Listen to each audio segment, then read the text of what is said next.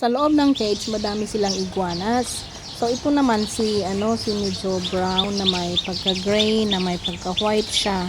Tinitingnan niyo ko yung niya, oh. Akala ko tenga niya yan, mata niya pala yung puti na yan. Kita niyo ba? Yung puti na yan na may circle, mata niya yan.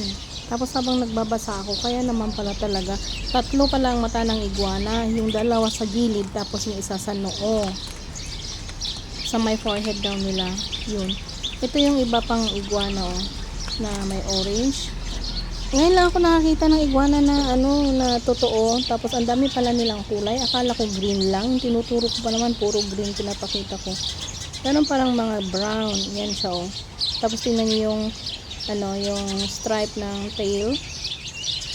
Tapos yung si siga, si maliit. Yan si maliit. Ang cute niya. Tapos ito si kumakain. Tumigil na siya. Ang haba-haba ng kanilang buntot. Pero green din lang din yung kulay ng kumakain na ito. Iba pa yung dalawa sa taas ng puno, ha.